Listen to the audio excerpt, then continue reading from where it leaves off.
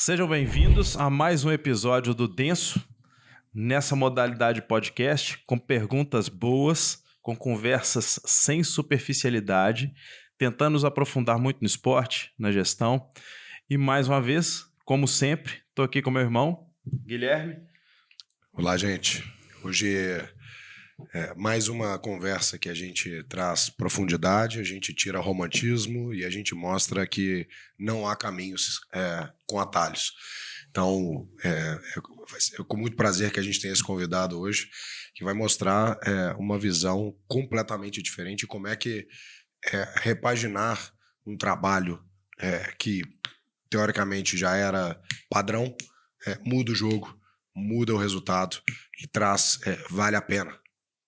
Bruno, fica à vontade para dar um pouquinho mais de dado aqui. Então, gente, a gente trouxe esse convidado para quebrar um paradigma antigo. Eu trouxe esse livro aqui, que foi até eu e Guilherme participamos de escrever ele, né? Escrevi um capítulo sobre prevenção de lesão, Guilherme escreveu sobre gestão no esporte. E eu lembro na hora que eu fui dar a palestra de início desse livro, de lançamento do livro, a palestra seguinte do dirigente, um dos dirigentes do Grêmio na época, há 12 anos atrás, ele falava assim: a gente tem que separar duas coisas, o atleta e jogador de futebol. Querendo dizer que eles não treinavam igual atleta, eles não tinham os cuidado do sono, cuidado da alimentação, cuidado com o treino, mas isso vem mudando, e mudando muito.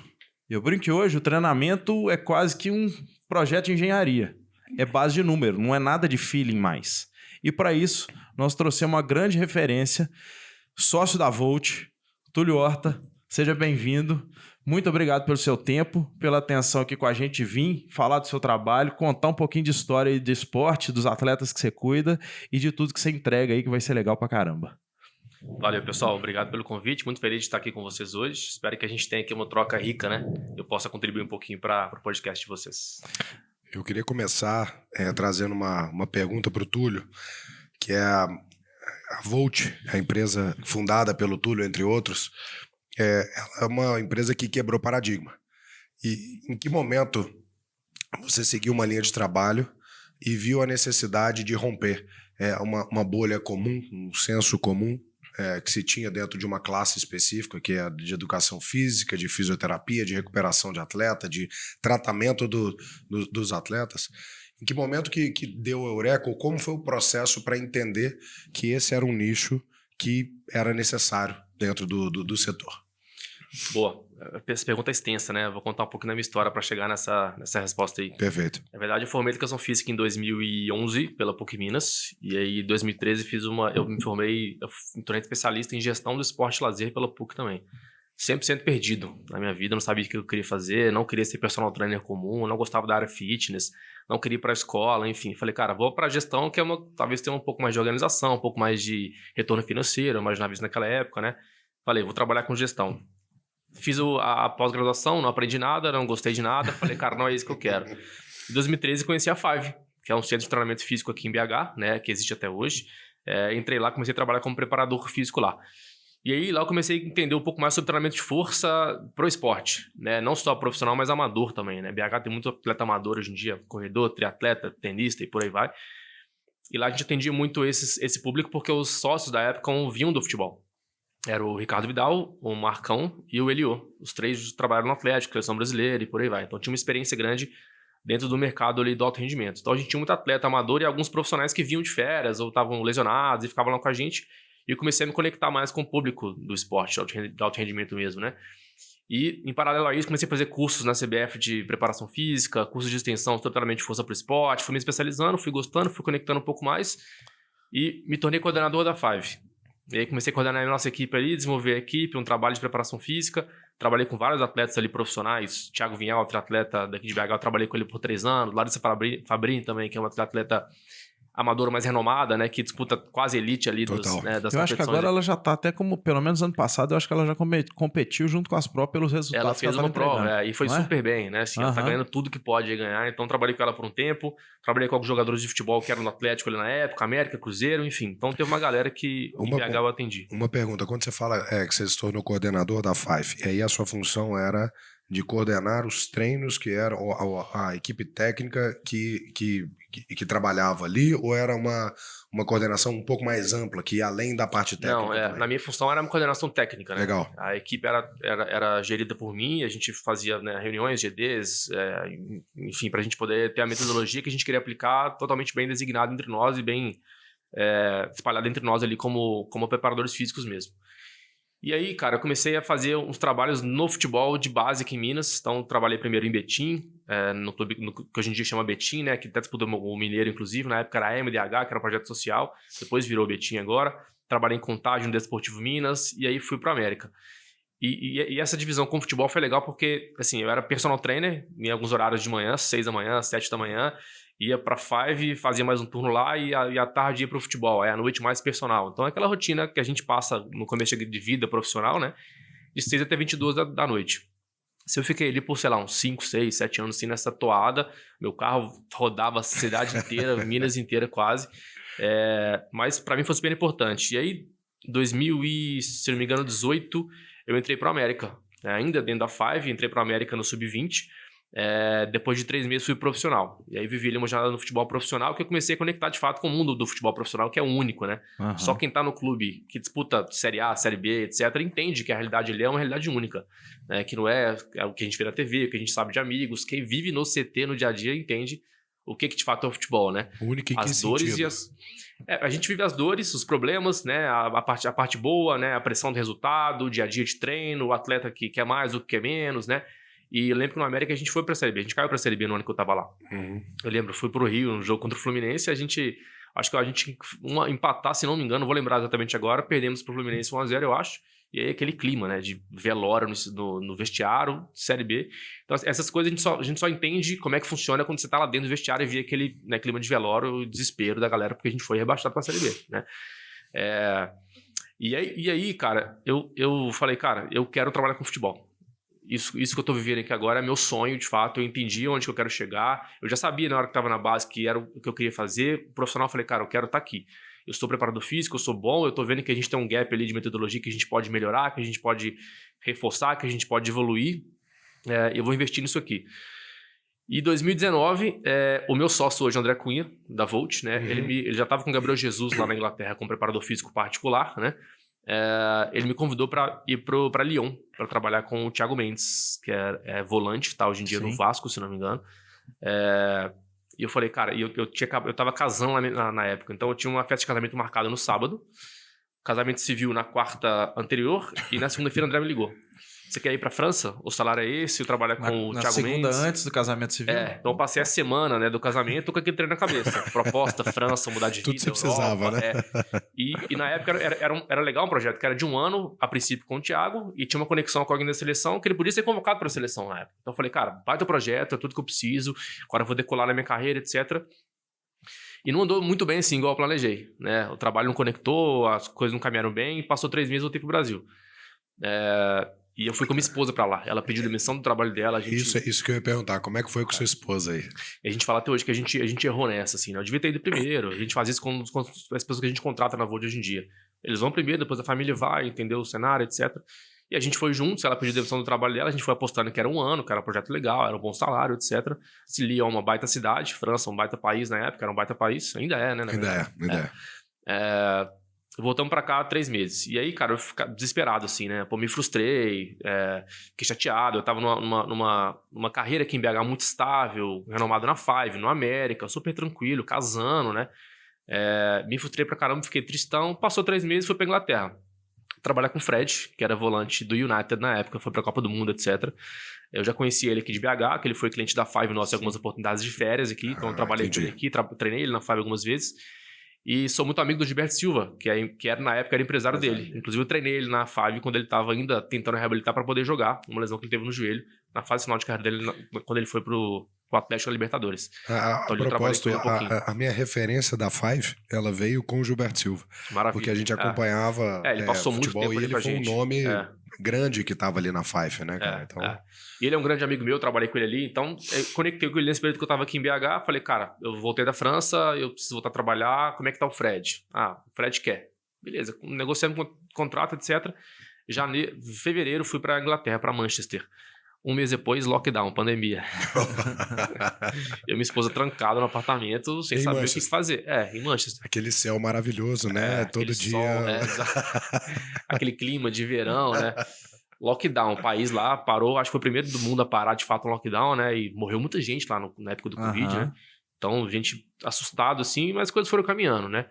E aí, totalizei ali quase 4 anos e meio, 5 anos fora do Brasil. Aí lá eu conheci o Alex Telles, conheci o Ederson, trabalhei com eles também, né? Como preparador físico particular deles. E conectando muito com o André, que tava com o Jesus no Manchester City, ali em Manchester. Depois foi para o Arsenal em Londres, né? E aí, cara, eu resolvi ter filho. Com minha esposa, a gente queria ter filho já, etc. E lá na Inglaterra. Tentamos lá, não rolou. A gente até perdeu uma gravidez lá, foi um cenário bem delicado assim pra nós. Aí resolvemos voltar pro Brasil. Voltamos pro Brasil 2 anos atrás, se não me engano. Minha cabeça ela é ruim assim de datas. Quando eu cheguei no Brasil, a gente abriu a Volt. Eu e o André. A gente tava conversando, negociando, etc. E a gente o André já tinha voltado também? O André tá lá, ele mora lá até hoje. Ah, tá. Mesmo depois que o Gabriel Jesus parou de trabalhar com ele continua trabalhando, morando lá. A Volt tem sede em Londres hoje em dia e uma sede em São Paulo, no Brasil. E aí, cara, combinou com a minha vida pro Brasil e a Volt inaugurando, começando o trabalho. Então veio Gabriel Magalhães, veio outros jogadores, o Alex continuou, o Ederson continuou e tal. E a gente foi caminhando.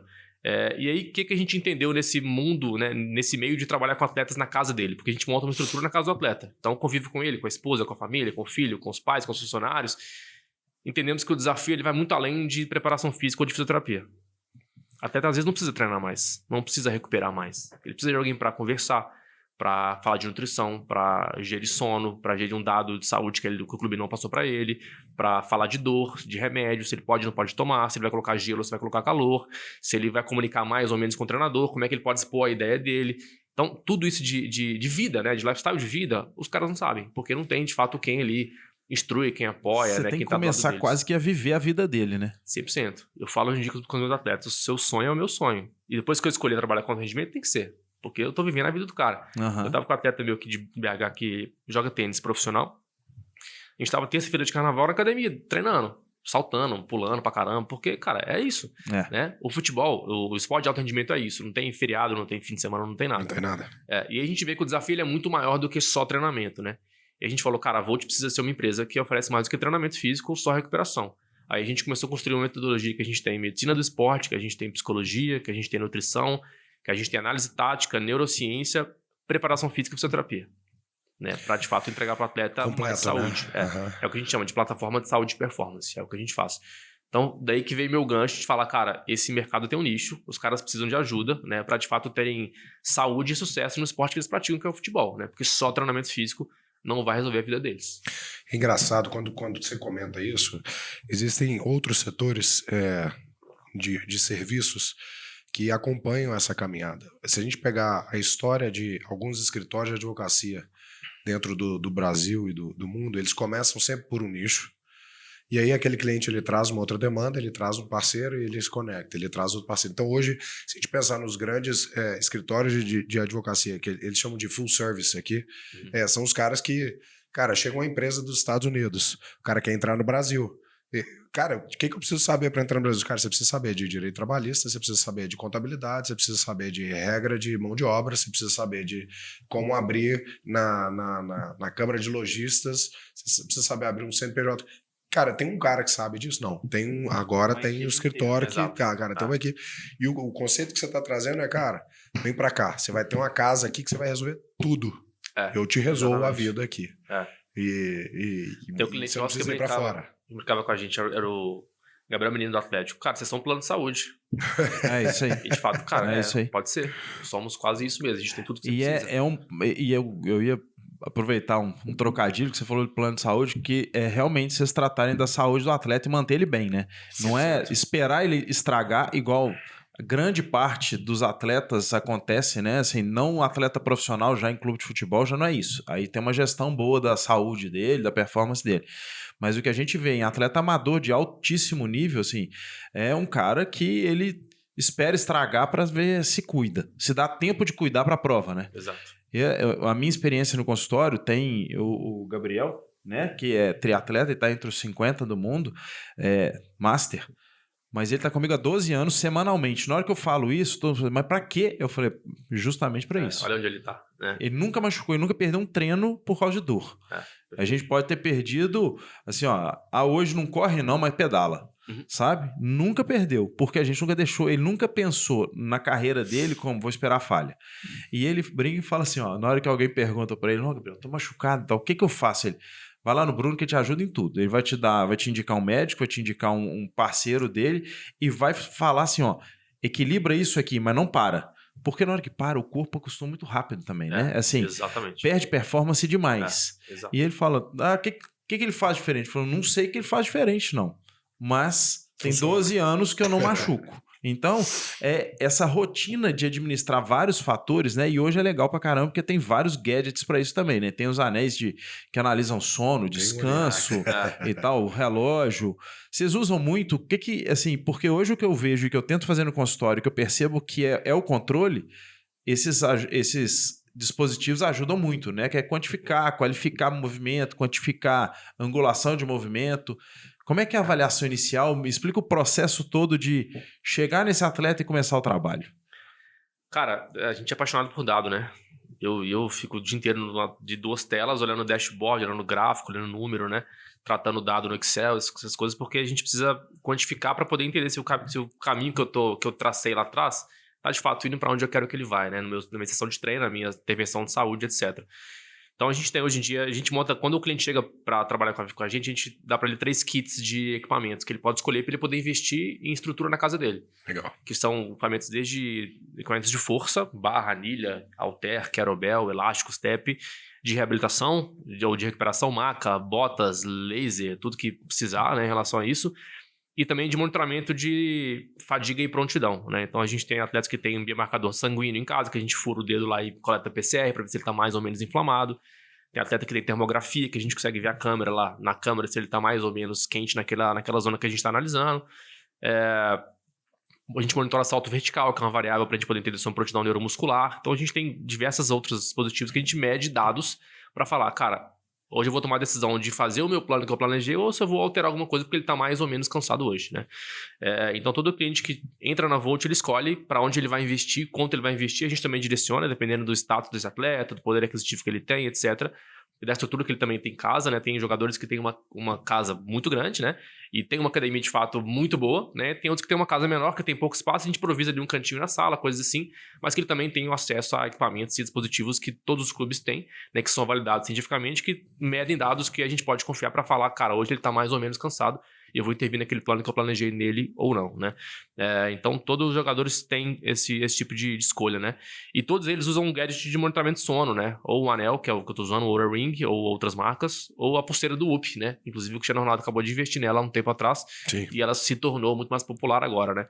São dados que monitoram qualidade e quantidade de sono, né? Status do sistema nervoso central, por aí vai. E a gente entende sobre a recuperação e cruza com dados neuromusculares, com dados de GPS que vêm dos clubes, com dados de percepção subjetiva do atleta, se ele está com dor, não está com dor, está funcional ou não está funcional, para a gente tomar a decisão de fato se eu vou treinar mais ou treinar menos, né? Então, o nosso dia a dia é analisar dados. A gente tem dashboards lá interativas que conseguem me dizer se ele está mais ou menos, né, daquilo que ele tem que estar naquele dia, para eu tomar uma boa decisão na minha sessão de treino. Eu vou intervir nisso ou vou intervir naquilo, né? Então, basicamente isso. E você falou da gestão junto com o clube, com os dados que o clube te manda, dessa condução em conjunto. Uma curiosidade que eu sempre tive, na hora que o jogador ou atleta jogador no caso, porque eu tô falando de clube, ele te procura, o clube já está sabendo dessa procura, ou vocês entram logo que você avalia, você já entra em conversa com o clube após ou antes esse acordo já está montado? Depois, né, quando a gente fecha o contrato com o atleta, né, tudo formalizado, a gente vai buscar o clube, né? A gente geralmente usa o próprio atleta. Ele vai lá no preparador físico e fala, cara, contratei minha empresa para cuidar da minha saúde, eu quero conectar vocês com eles, né? E como a gente já tem mercado pra caramba, a gente conhece muita gente do futebol. Então a gente já vai atrás, a gente já conecta, a gente já manda mensagem, etc. E a gente tem tido bastante sucesso com isso. Os clubes, né, eles têm entendido cada vez mais, né, a necessidade do atleta se cuidar fora do ambiente do clube. Quando a gente para analisar, né, das 24 horas do dia que a gente tem, 20 horas ele passa fora do clube. Uhum. Seja descansando, seja treinando, seja com a esposa, seja com a família, ele tá fora do clube. E o clube não tem controle daquilo que ele faz. né? Então, se ele de fato quer um ativo valorizado, que está se cuidando, que vai ter longevidade, que vai performar em alto nível, esse cara tem que cuidar nas outras 20 horas ou 23 horas que ele tá, 22 horas, 21 horas que ele tá fora do ambiente do clube, né? E aí é a hora que vocês entram. E aí é a hora que a gente trabalha, né? E dentro do clube, cara, geralmente, em clubes muito grandes, com muita estrutura, a gente tem 3 profissionais para cada atleta, por exemplo, né? Aliás, para todos os atletas, perdão, para o grupo, né? Então acaba que o grupo tem 30 atletas, 35 atletas, não tem como a gente fazer um trabalho individualizado. Não só em treinamento e recuperação, mas também em nutrição, saúde mental, psicologia, né? Qualquer coisa que seja individualizada não tem como fazer porque o grupo é muito grande e é pouco profissional. Então esses 2 argumentos já trazem pra gente razões que a gente precisa de fato ter um cuidado e um olhar para fora, né? Para casa do atleta. E muitos clubes têm falado assim, cara, mas o clube tem estrutura, o cara pode vir aqui no contraturno, fazer um trabalho à tarde. O atleta não quer ficar lá o dia inteiro no clube, ele quer ir pra casa. Se ele pode ter uma estrutura em casa tão boa quanto a do clube, só descer a escada tá na academia, com uma equipe de excelência, que conhece o ambiente do clube, que já passou pelo clube, pode cuidar desse cara com consciência, com profissionalismo e conectar com vocês, por que a gente pode fazer um trabalho em sinergia? E os clubes têm entendido isso cada vez mais. Obviamente que a gente vai quebrando barreiras, né? No Brasil, a gente está quebrando barreiras com um pouco mais de lentidão, né? Lá fora, isso já é comum porque o atleta que vai para lá, né? Como ele é estrangeiro, ele tem que adaptar. Os caras aceitam melhor, porque, né? O cara vem do Brasil com alguém que ele já conhece, ele não conhece essa cidade, então, beleza, vamos estruturar. E já tem uma conexão, a gente tem relações muito boas com o Manchester City, com o Manchester United, com o Arsenal, com o Benfica, com o Al Nassr, com o Juventus. Clubes do alto escalão, assim, do futebol. E no Brasil a gente também tem boas relações, mas a gente está no processo de aceitação. É mais difícil, né? Ela é mais desafiadora. E o que barra essa entrada? É a pessoa, né? É o profissional, né? Então não é a instituição, é quem está na direção da instituição. Às vezes diretor, ou às vezes o cara que mexe ali na parte de preparação física, o head de saúde e performance, quem seja, né? Então é uma construção, mas a gente está caminhando bem. A gente tem relação muito boas com o Atlético, o Cruzeiro, o Flamengo, o Botafogo, né? Então... é tempo, né? Tempo, processo e resultado no trabalho. E eu acho que mais do que... lógico, o tempo também, o resultado do trabalho, mas o resultado vocês vêm mostrando com dados, com esses controles todos, com esses testes todos. E nada melhor do que número para provar resultado, né? Ele tá rendendo em campo. Eu tô te entregando isso aqui, tô falando que eu ia trabalhar isso e ele começou a render mais. Você vai provando isso, a pessoa... vai sendo cercada ali, né? A pessoa que está impedindo de você ter acesso a esse trabalho no clube ou com o jogador do clube, ele vai vendo que assim, não tem jeito de falar não para esse cara. Tá melhorando meu jogador. E eu também entendo, assim, o lado do clube. Eu, quando tava na América, história engraçada, a gente descobriu, assim, por amigos daqui de BH, como eu sou de BH, conheço quase todo mundo aqui, dessa área, né? Que tinham 2 atletas do América fazendo spinning fora do clube. Putz. E era spinning. Por que spinning, né? Assim, não era um treino de força, uma prevenção. Né? Era uma aula de gasto calórico, assim, né? Porque eles achavam que o treino do clube era pouco intenso para eles. Ao invés de chegar, conversar, pedir, né? A gente descobriu por fora. Então, assim, descobrir isso por terceiros é muito ruim para quem tá no clube, né? E a gente na Volt, a gente vai atrás para falar, cara, a gente quer conectar. A frase que a gente fala, ela é até comercial para nós. A gente quer ser uma extensão do trabalho de vocês na casa do atleta. Vocês querem fazer o que com esse cara que vocês não conseguem por qualquer que seja o motivo para melhorar o desempenho dele? Eu quero trabalhar o arco plantar, quero trabalhar um pouco mais da gestão de sono, nutrição. A gente faz isso. Então, se você me orientar e me passar o que você quer que a gente faça, a gente vai cuidar daquilo que você quer. E o nosso mercado, cara, privado no futebol, é muito tomado por autônomos, né? Preparadores físicos e fisioterapeutas que trabalham com vários jogadores. E a gente teve, por cultura nos últimos anos, profissionais ruins, fazendo trabalhos ruins, né? Querendo concorrer com o clube, querendo falar que o clube é ruim, apontar dedo, mostrar que é melhor do que os caras.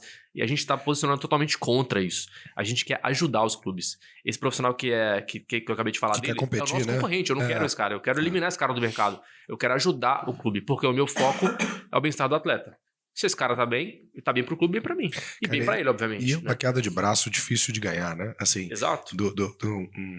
Uma equipe como a Volt competir, eu vou citar nomes hipoteticamente pelo tamanho, né? Mas competir com o contrato que o jogador tem com o Flamengo, com o Juventus, com o Arsenal.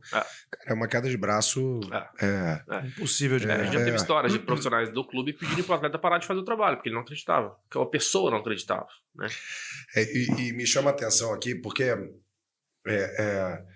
Você cita, tem uma característica comum também de outros mercados, mas que eu acho que é muito importante que seja comunicado para profissionais de educação física e da área de saúde que queiram entrar um pouco mais à frente, que o que você mostra cara, o domínio da parte técnica ele é atingível e todos vocês, provavelmente, com um esforço a mais ou a menor, vocês vão chegar nesse nível. O que você está contando é algo que vai muito além da técnica. Como é que você entende a burocracia do clube? Como é que você entende as partes interessadas, os stakeholders do clube, do atleta, a família, cara. A esposa do atleta o marido da jogadora de futebol feminino. Eles são partes importantíssimas na decisão do cara. E não tem nada a ver com o meu conhecimento técnico. Perfeito. Então, como é que você samba nessa esfera, né? Então, assim, o que você está demonstrando a Volt, ela entendeu a parte técnica, não há dúvidas. Ela sozinha, ela resolve? Provavelmente não. Porque você vai precisar manter as portas abertas, manter a sensação. Todo mundo é pessoa no final das contas. Perfeito. Eles vão precisar ter a sensação de que a Volt está vindo para ajudar. Ela não é uma competidora, ela tá contribuindo aqui e eu posso contar com ela para troca. Né? Total, 100% isso. E o futebol olha para o atleta como um produto, né? Total. Como um número. Um ativo. Exatamente. E a gente está olhando para um ser humano. Estou cuidando daquela pessoa que é vulnerável, que tem fraquezas, que tem dores, que tem medo. Tem dias bons, tem dias ruins. Pode ter o atleta que for, nível que for. Os caras têm dias ruins, os caras têm medo, os caras têm fraquezas. E os caras não falam no clube porque é um ambiente competitivo, um ambiente que aponta dedo, que não acolhe, que não cuida, né? E a gente olha pro ser humano. Então a gente cuida dele, da rede de apoio, da família, né, dos empresários, pra gente de fato falar, cara, a gente tá do seu lado. Vambora, né? Em todas as esferas da saúde. Mas o futebol continua ainda apontando o dedo e pressionando. A gente teve agora o caso do Felipe Coutinho, por exemplo, que saiu na mídia, né? Que encerrou o contrato por causa de saúde mental. Porque era muita pressão. No cara que... Olha a qualidade que o Felipe Coutinho tem, é inquestionável, né? Mas ele estava sendo questionado pela idade, pela qualidade, pelo caráter, né? Ele posicionou dessa forma. E foi embora porque não teve acolhimento. Ninguém entendeu o cenário daquele cara naquele clube, né? E o caso do Felipe Coutinho, eu não sei se ele parece, mas ele parece um pouco com o caso do William, quando volta pro Corinthians. E me chama muita atenção porque é um cara que passou pelo Liverpool numa das fases crescentes. O cara que passou no Barcelona numa fase boa. Ele vem pro Vasco e ele não é suficiente. Exato. Tem alguma dissonância, algum ruído aqui, né, cara? Então, o sistema ele é cruel, assim, com o atleta de futebol, né? E a gente fica ouvindo aquela frase, né? O cara ganha muito, ele tem que suportar a pressão. Cara, não tem nada a ver com outra coisa, né? Nada a ver com dinheiro. É falta de acolhimento, falta de alguém ensinar, de orientar, de falar, de conversar, de pegar na mão, de mostrar o caminho, de escutar o cara também, né? E a gente na Volt tem a pegada do ser humano. Então a gente tá acolhendo aquela pessoa. É um ser humano que tá ali. Depois pensar em atleta, depois pensar em jogador de futebol. Né? Então é uma pirâmide que a gente vai escalando para cuidar de uma pessoa que precisa de cuidado. Né? Em todos os âmbitos da saúde. E eu falo que assim, as pessoas que falam isso, que ele ganha muito, ele tem que suportar, é porque ele nunca viu o que ele suportou até chegar lá. Porque não é qualquer um. A gente brinca, eu e Guilherme, assim, como nós jogamos handball e tal, a gente gosta muito de esporte e de estudar o esporte, a gente fala assim, nunca brinque ou desafie um atleta olímpico. Exatamente. Porque o cara não é qualquer um nunca. Não é. O resultado que ele é capaz de virar uma chave, sabe? Não desafie ele, que ele tolera qualquer coisa muito mais do que você. Se você tentar competir com ele, você vai ver onde é que você fraqueja. Exatamente. Não é nem no começo do caminho. Exatamente. É só no planejamento. Isso é muito verdade. A gente vê isso no dia a dia, na pele. Os caras suportam muitas coisas mesmo. Pro mas... Coutinho pedir rescisão de contrato por saúde mental, porque de fato tava na tampa mesmo, entendeu? Então, mas isso é muito pouco visto ainda, né? E eu acho que aqui no Brasil tá começando a se falar de saúde mental, tá começando a se falar de equilíbrio. E até vou um pouquinho mais do que saúde mental, de sono. Não é isso, assim, eu leio muito sobre isso, a gente lê muito sobre isso, né? Estamos começando a nos monitorar de um jeito ou de outro, lógico que não com a qualidade, até porque o dia a dia de profissional nosso não dá pra gente mudar tanto o dia a dia, né? Para ter essa grande melhora, mas na hora que você põe isso pro atleta, é muito interessante como é que o dado do sono faz ele tomar melhores decisões. E eu já fiz, às vezes, de pegar... Deixa eu ver como é que tá. Como é que foi a nota do seu sono? Foi 50% menor. O que aconteceu ontem? Não sei e tal. Cara, teve vezes já que a melhor decisão que você faz com o cara quando ele te liga e te dá esse dado Eu falo lá no consultório, pelo menos com o trabalho que eu sou capaz de fazer com ele, que eu tenho tempo para fazer, eu falo com ele, cara, vai para casa e dorme. Ganha 1 hora, eu vejo você vir em mim, vai para casa e dorme. Você vai ter um descanso muito melhor do que eu pegar e fazer uma massagem no músculo, liberar uma articulação ou fazer qualquer coisa que eu possa fazer no consultório, né? Vocês devem ver muito disso aí, que às vezes é necessário parar e treinar muito menos. Tem hora que não tem que treinar. Tem hora que a sessão de treino não acontece. Ela é uma conversa, ela é um monitoramento, ela é um ajuste, ela é uma consulta médica, né? Às vezes eu vou na casa do atleta para conectar com a minha médica para ela falar com ele. Não é para treinar ele, né? E quando os clubes entenderem isso, né? E os que já entenderam, eles começam a conectar mais com a gente. Porque eles falam, cara, os caras estão cuidando da saúde, não é só da parte física, né? Então qual que é a receita dos clubes? A gente botar sobrecarga nos caras. Eles cansarem, fadigarem, né? E obviamente aumenta o risco de lesão. Uma sobrecarga ali totalmente não planejada, né? A grande falha aqui no Brasil ainda é falta de comunicação. Que eles não dão muita abertura ainda. Vocês já estão com mais abertura. Quem sou eu para comparar o que eu vivo com o que vocês vivem lá como equipe?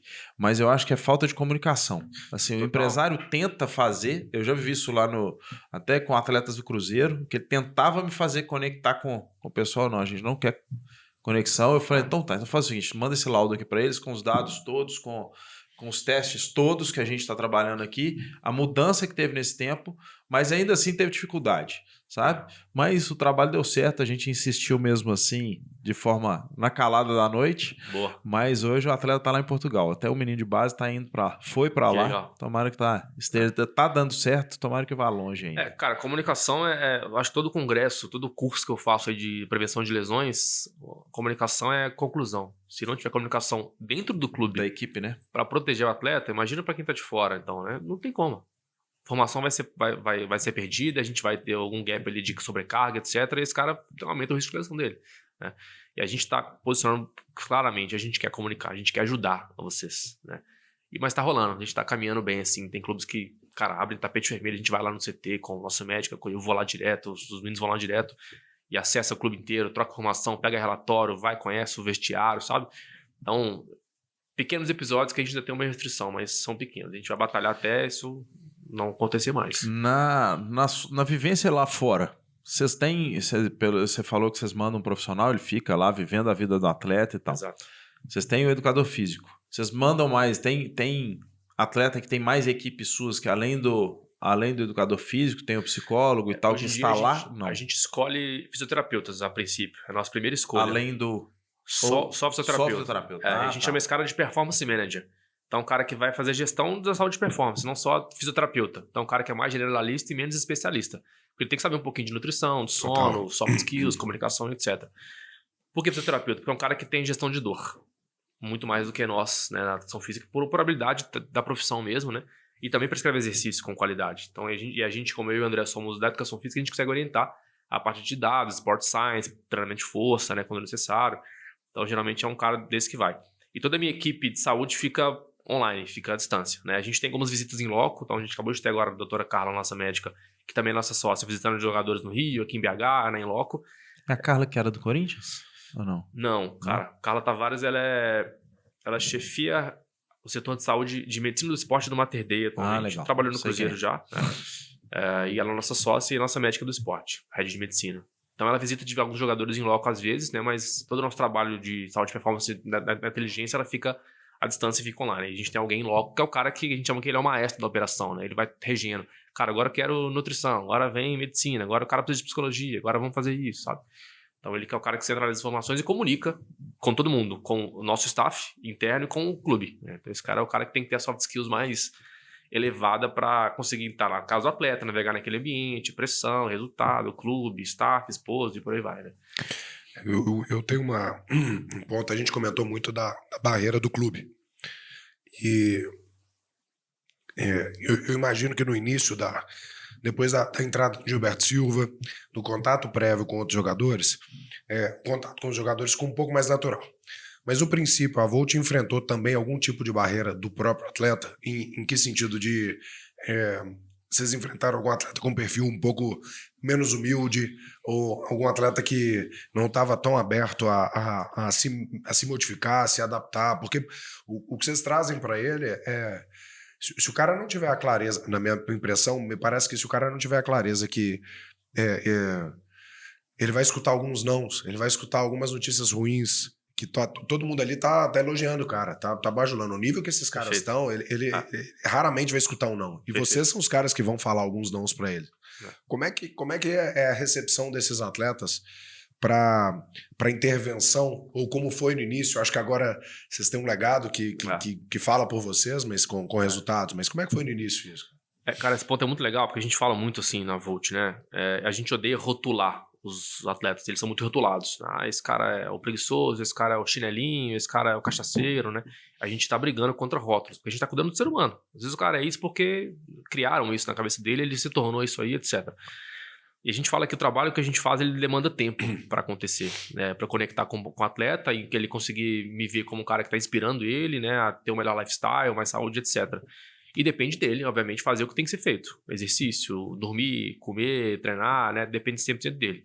Então, a educação, ela é continuada e ela leva tempo, qualquer pessoa, né? Então, mudança de cultura, né, cara? Exato, que são mais abertos a isso e outros que são menos abertos. Natural, do ser humano também, né?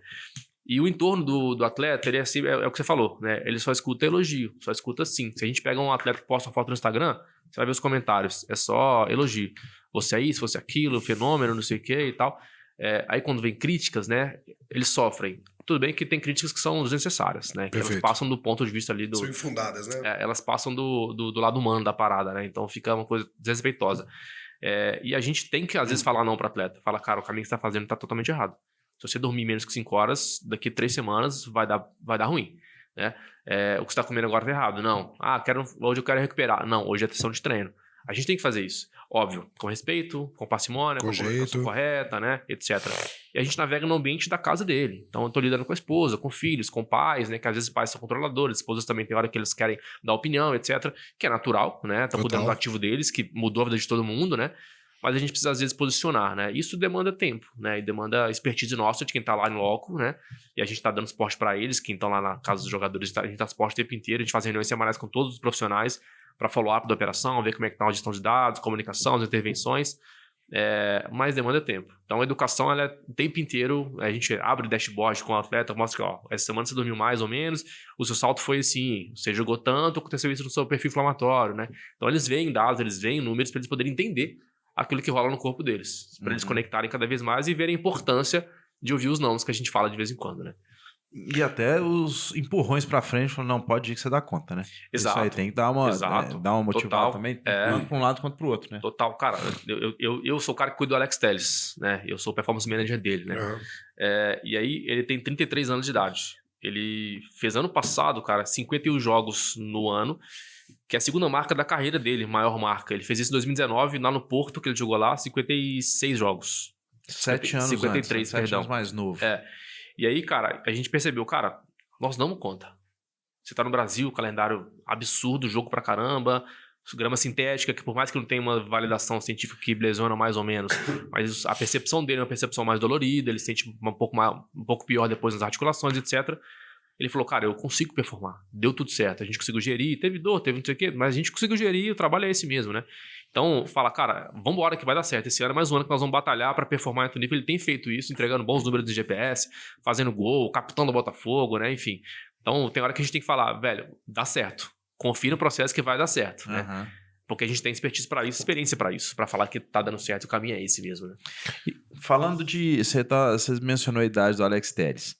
Uma coisa que até estudando um pouco a Volt, eu vi que vocês têm profissionais para cuidar da performance da musculatura respiratória. Temos. Isso aí eu acho... eu tenho uma curiosidade de colocar isso para os atletas, eu estou começando a colocar com uma profissional até que formou comigo, Isabela. Até mencionei de vocês para ela, falou assim, estudei com essa médica.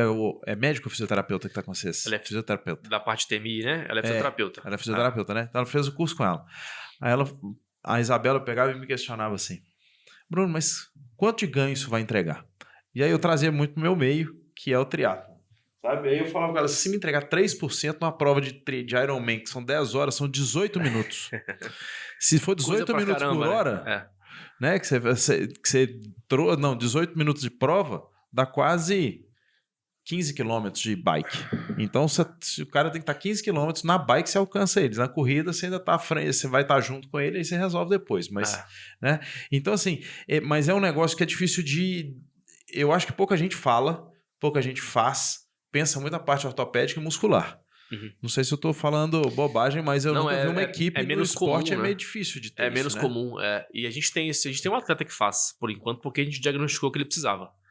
Ele tinha um quadro asmático desde novo, né? E nunca cuidou disso. Sentia ali falta de ar, sentia... ainda assim virou atleta, pensava né? em esforços repetitivos no futebol e jogou, cara, seleção, não posso falar o nome, mas seleção, que não era no Brasil, mas seleção no alto nível. Um jogador premiado, assim, muito alto nível. Só que nunca cuidou disso. Era uma coisa que mexia com ele assim, internamente, não gostava de falar, tinha vergonha, porque ele foi rotulado quando era criança, que era um cara que era descondicionado, etc. E olha onde ele chegou, né? E diagnosticamos isso através de um exame, né, médico, para entrar com a TMI, né, com o trabalho respiratório. E a gente começou a falar, cara, talvez tenha jogadores que tem isso aí que a gente não tá cuidando. Começamos a fazer avaliação em outros jogadores. Se a gente achar, a gente vai intervir, entendeu? E aí, educação do atleta, né? E de quem tá na rede de apoio dele. Cara, isso é um detalhe, né? Assim como o arco plantar, como o folato, como a vitamina D, como 8 horas de sono, como exercício pro quadril, como a pliometria. São detalhes que na complexidade do treinamento, quando se interagem, dão resultados positivos, né? Pode ser que dê mais ou menos para você, para mim, mas, cara, a gente tá medindo. Tá rolando, tá dando certo, tá performando bem? Então vambora. O caminho é esse, né? Se eu comecei a medir, deu errado, performou pior, tá com dor, Ajusta. Eu vou ajustar a dose. Ou vou tirar, ou vou colocar outra coisa, né? Enfim. Então a gente mede pra, de fato, tomar boas decisões. E achar padrões de resposta do atleta. Né?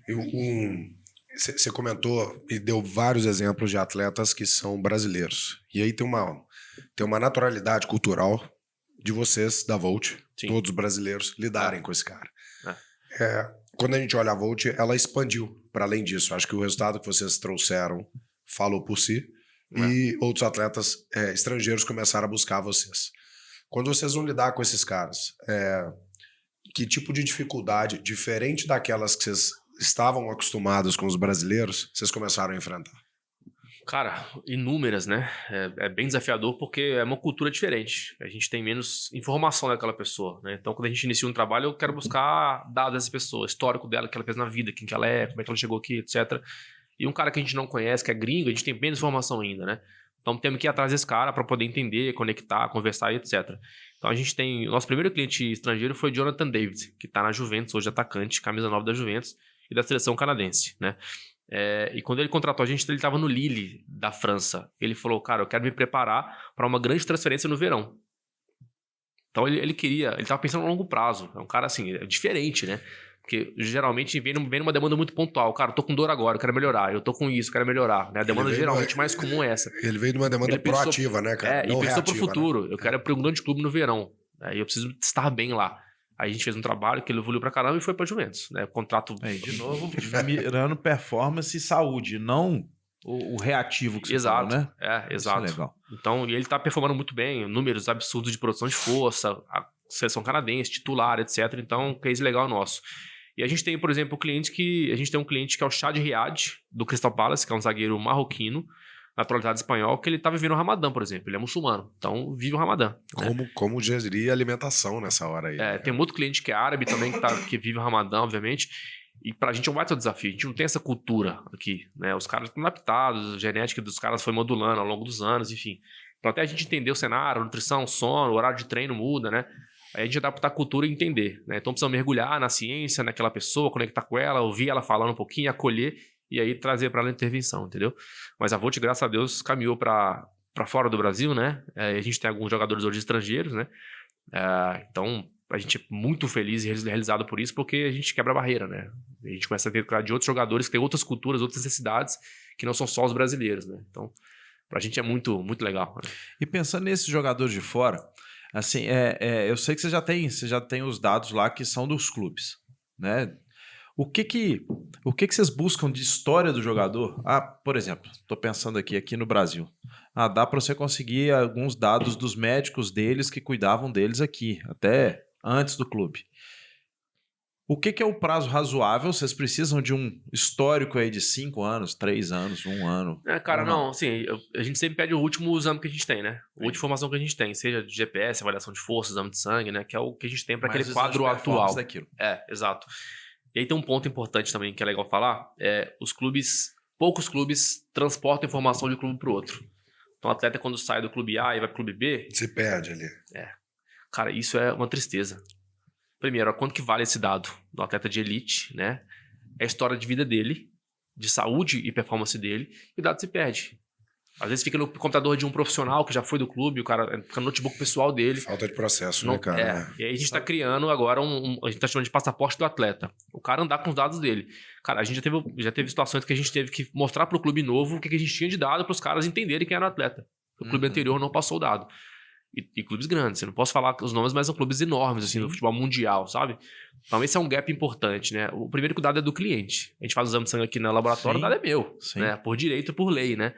O dado é do atleta, mas eles não conseguem impedir ou quando pedem o clube barra. Uma barra por quê?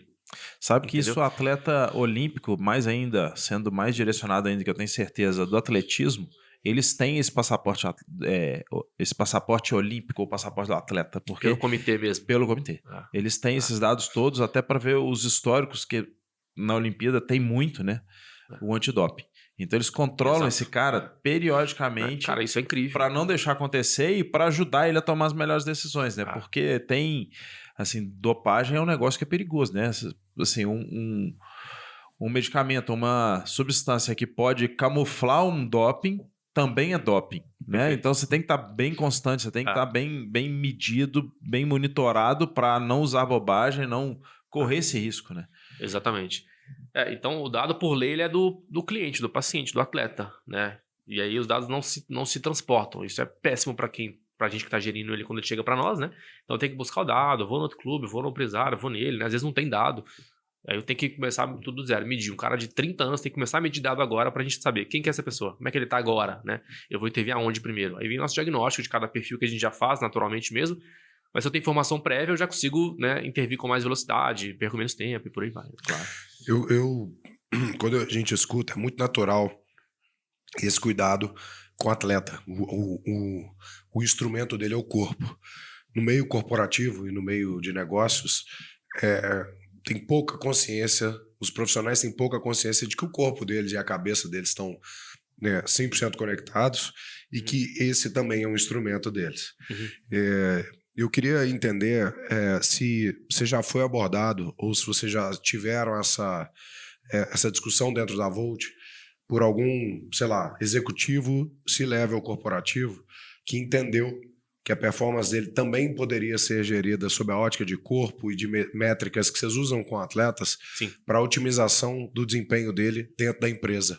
Porque para mim, que venho desse meio, é um pareamento muito lógico. É muito fácil para mim entender que o que vocês estão fazendo aqui, ele deveria ser também tratado aqui. Óbvio, nem todo mundo vai ter condição financeira de entrar no nível de detalhe que vocês entram, mas você tem um mercado de wellness gigantesco crescendo, um mercado de idade de 50 a 70 anos que mudou a demografia recente, né? Então, assim, 50 a 70 a 30 anos atrás era um cara preparando para o fim de vida dele. 50 a 70 hoje é um cara preparando para a nova fase da vida dele, que ele vai... Os filhos já estão voando, ele está só colhendo frutos e pode aproveitar disso. Como é que ele cuida do corpo dele para aproveitar ainda mais e potencializar isso? Então, eu queria discutir um pouco se isso já foi algo que passou pelas conversas da Volt ou se vocês já foram abordados nesse sentido. Cara, já fomos, pelo Fernando Torres, inclusive. Ah, é? Me perguntou uma vez, Túlio, vocês trabalham com pessoas, empresários? O que vocês fazem com empresários? Eu falei, cara, não, porque o nosso nicho é futebol, né? A gente tá aqui pra contagiar futebol. Nossa missão é mexer com futebol, com atleta de alto rendimento mesmo, né? Mas a conexão é direta. Eu lembro que eu dei uma palestra pra uma escola uma vez, cara. Uma escola, tá? Era ensino médio. Adolescentes de 15 a 17 anos. E eu falei do meu trabalho, do futebol, etc. E lá no final do slide tinha um slide que tinha saúde e performance no meio e os pilares, assim, em volta. Nutrição, medicina, psicologia, etc. Aí a menina levantou a mão e falou, ô Túlio, na vida pessoal também é assim, né? Eu preciso cuidar da minha psicologia, da minha medicina, não sei o quê. Falei, sim. Tem que ser sim, senão a gente vai colapsar. Em alguma das áreas vai colapsar, né? Eu não vou ter a minha saúde e performance, pode ser para mim, pode ser performance empresarial. Posso estar bem cognitivamente, posso estar bem com a minha família, fazendo meu esporte, etc. Isso é a minha performance, né? Então a metodologia é a mesma, né? É uma visão holística de saúde, né? E o que é saúde para a Organização Mundial da Saúde? Não é só não ter doença ou não ter lesões, é ter bem-estar físico, bem-estar social e bem-estar mental. Esses 3 pilares, quando estão conectados, aí de fato eu sou uma pessoa saudável, né? Além de eu não ter lesões, eu não ter doenças. Então não é só sobre isso, né? E bem-estar físico, beleza. A gente entende fácil no esporte. O atleta, ele tá treinando. Mas que eu possa questionar, né? Se ele treina mais ou menos, bem ou mal, né? A gente já tem um caminho na ciência do que fazer ou do que não fazer. Beleza, né? Ele tá cuidando desse pilar. Bem-estar social, será que tá cuidando, né? Rede de apoio, amigos, família, pressão, etc. E o bem-estar emocional e mental. Psicologia, inteligência emocional, lidar com pressão, frustração. Então, a gente vê claramente nesses 3 pilares que a população, né, geral e o atleta de futebol profissional não cuida da saúde. Porque tem sempre 1 ou 2 pilares que estão ali negligenciados. Parece que a OMS escreveu a nossa tagline ali, né, cara? Assim, corpo forte, mente clara, vida consistente. Exatamente. Eu ia falar na hora que ele citou isso, dos 3 pilares da saúde. Você já leu sobre as Blue Zones, das zonas azuis no mundo, que são as zonas onde tem mais centenários do mundo? Já li, cara. Tem até um documentário na Netflix, tem. né? Você já viu isso? Que eles falam assim, é bem isso assim, né? Tem região pobre, que tem muito centenário, mas aí você vai ver o que acontece. Todo fim de dia eles têm uma reuniãozinha que eles ficam sentados juntos, ligam um som, às vezes dançam juntos, às vezes jogam dama, xadrez, jogo simples, que não é tênis, não é um esporte de elite, não. É coisa simples mesmo. Então, convivência, socialização. Aí você vê exercício, tem uma região na Itália que tem muito morro, então eles andam muito a pé, né? Subindo e descendo montanha, então isso aí dá uma qualidade de saúde. Então, pensando bem nesses 3 pilares mesmo, coincidência ou não estamos falando só de performance, nós estamos falando de longevidade. Exato. Né? Não é altíssimo rendimento, mas o cara que chega a mais de 100 anos, os 80 deles são os 50 de uma pessoa normal e que não cuidou da performance dele. Perfeito. Né? Então a relação é direta. Né? Legal. Ela é direta. Eu queria começar a entrar agora até um pouco na sua rotina. Você cuida de gente da Inglaterra, da Arábia Saudita, do Brasil. Em que fuso que você vive? Acho que todos, pelo menos uns 4 fusos. E como é que você concilia isso com treino, né? Com a sua rotina de treino? Porque, falar da métrica, é seu trabalho, mas, cara, como é que os caras te enxergam como exemplo também, né? Total. A gente fala muito isso na Volt. Pra eu poder inspirar alguém, eu tenho que, pelo menos, fazer alguma coisa, né? Pra esse cara falar, cara, esse cara realmente, ele pode me falar alguma coisa que eu vou acreditar nele, né? Então, primeiro, autoconhecimento, né? Eu sou um cara que me conheci bastante nos últimos anos. Terapia, leitura, conexão comigo mesmo, espiritualidade, por aí vai, né? Então, o primeiro pilar que eu vejo pra isso aí, pra me dar bem, né, na minha vida e gerir minha vida com isso é autoconhecimento. Legal. E hoje em dia eu vivo de mandar link de Meet. Segue o link, boa tarde, sabe? Porque eu faço reunião o tempo inteiro com o mundo inteiro da nossa equipe, né?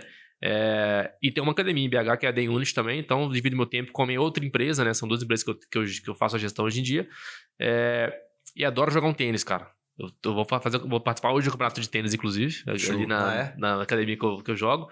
E é o que me desconecta, assim, sabe, de trabalho. Ali, quando eu tô na quadra, eu falo, cara, que eu adoro, prazer pra caramba, tô ali conectando comigo, tô jogando bem, evoluindo, etc. Então é a hora que eu fico bem, assim.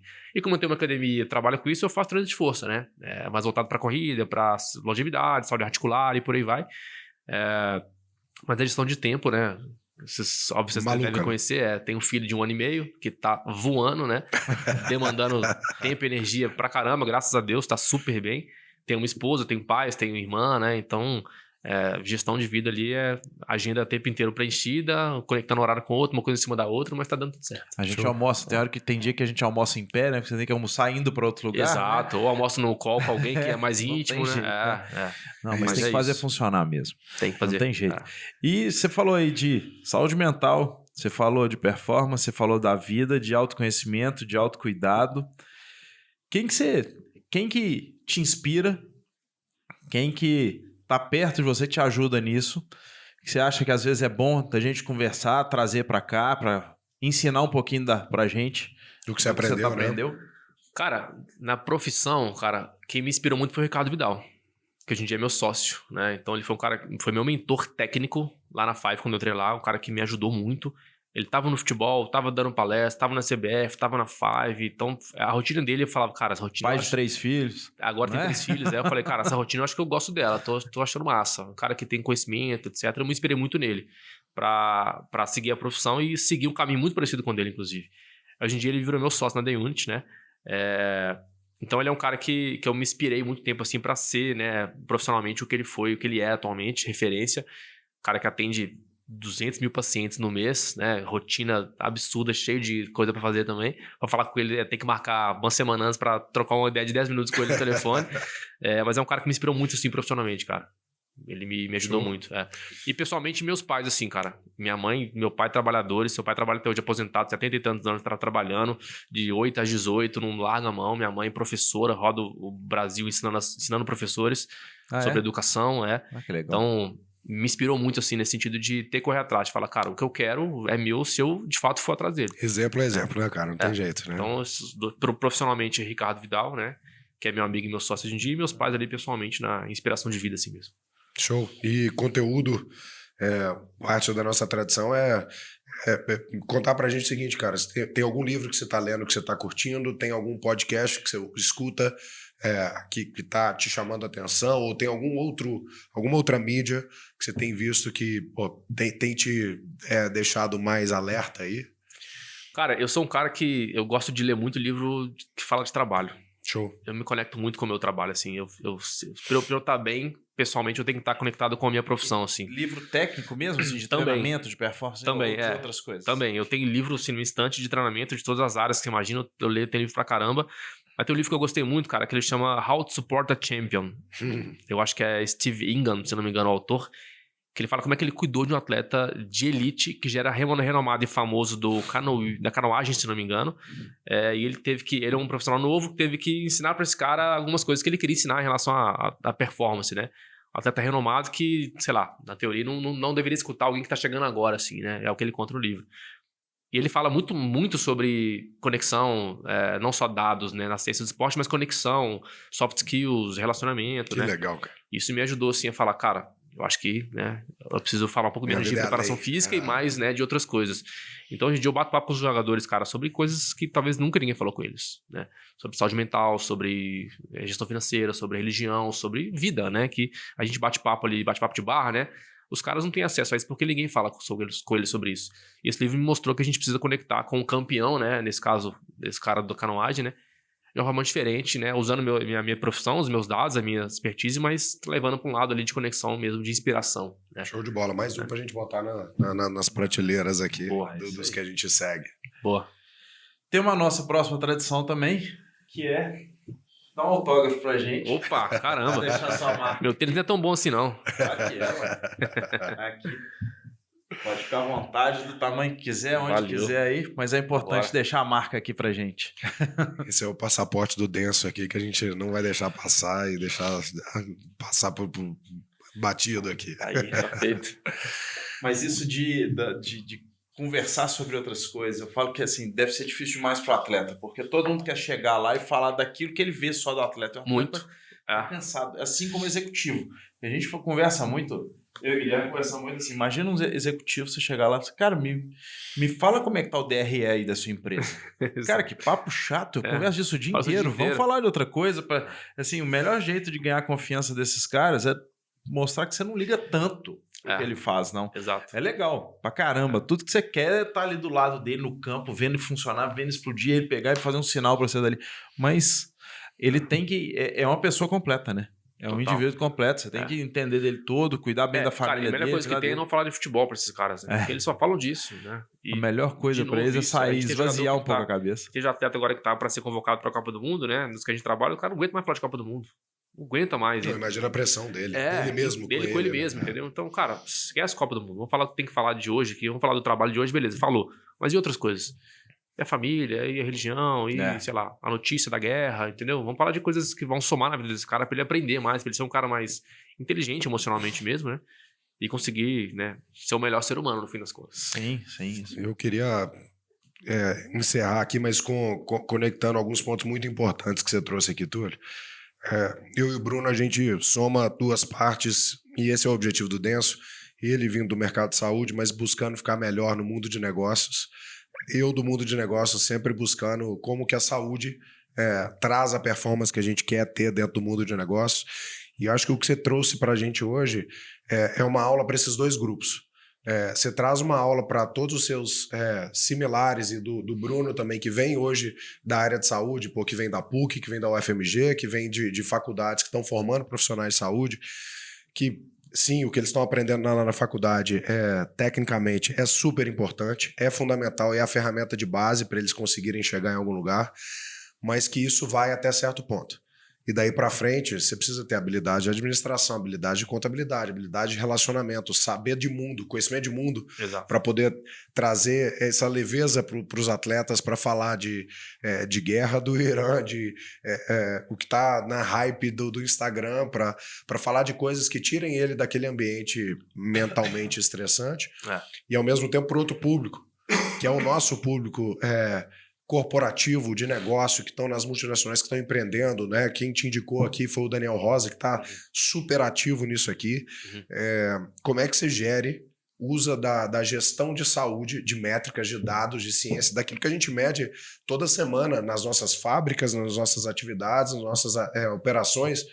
Como é que você cria o seu dashboard para a sua saúde? Como é que você faz exames de sangue trimestrais para criar a sua base de dados, a sua linha de referência, para que na hora que acontecer alguma coisa, e sempre acontece, mas você chegar no médico com o seu passaporte do atleta ou do seu passaporte pessoal e falar, cara, sabe aquele nível de referência ali dos exames de sangue? Esse não é o meu tá aqui. E como é que a gente traz? Então, queria te agradecer muito, porque eu acho que hoje a gente cria insight e cria riqueza de conhecimento para dois públicos muito importantes aqui do podcast e que provavelmente nunca pensaram em vários dos pontos que você trouxe aqui para a gente. Então foi muito legal nesse sentido. Bruno, queria que as palavras finais aqui também. Eu acho que vindo agora um pouquinho para o meu lado, elogiar muito a capacidade de gerar dado, a capacidade de fazer gestão, que é a nossa grande falha na saúde. A gente é muito técnico. É muito técnico por teoria, mas eu acho que muitos de nós param de estudar no meio do caminho e acham que o que eu faço já resolve, né? E nunca tem que ser suficiente, nunca vai ser suficiente, porque a gente sempre vai ter um atleta diferente, um atleta de religião diferente, um atleta de língua diferente, de família diferente ou de esporte diferente para ser básico, né? Então, assim, parabéns pelo trabalho, parabéns pelo dinamismo dessa vida de estar vivendo o mundo inteiro em 5 fusos, né?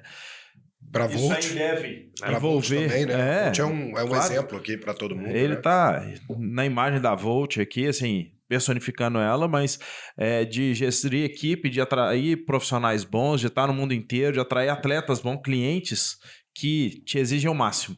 E eu acho que isso aí faz parte, é por isso que você está indo tão longe, porque está sendo exigido o máximo o tempo todo. Na hora que você começa naquela vidinha que tá fácil, tá tudo funcionando, é sempre desafio. Desconforto faz a gente sair do lugar. Exatamente, eu penso igualzinho. Né? Eu brinco que na hora que você tá quase caindo, você estica a perna. Então, aí você se apoia de novo. Tá, parabéns, obrigado de novo. Vou agradecer de novo, igual o Guilherme agradeceu, pelo seu tempo, né? Que, como você vive correndo, não tem carnaval, não tem feriado, mas teve tempo pra gente aqui e abrir um pouco de tempo com a família e com seus atletas para nos ajudar e contar sua história aí, tomara que motive muita gente. Obrigado mesmo. Maravilha, pessoal. Obrigado pelo convite. Meu sócio fala muito com a gente assim, né? Quanto mais eu leio de gestão, melhor preparador físico eu sou. Né? E de fato faz todo sentido, né? A gente começa a abrir a cabeça para outras coisas para organizar melhor o meu trabalho, né? Sim. Então, quanto mais eu falo com pessoas de outras áreas, como vocês, né? Que você também dá fisioterapia, mas tem uma vida de gestão, né? Tem um podcast, tem uma conexão empresarial. O Daniel, que é um cara que eu troco muito com ele sobre as coisas, né? Do mundo que acontece, as coisas de burocracia empresarial mesmo, assim, né?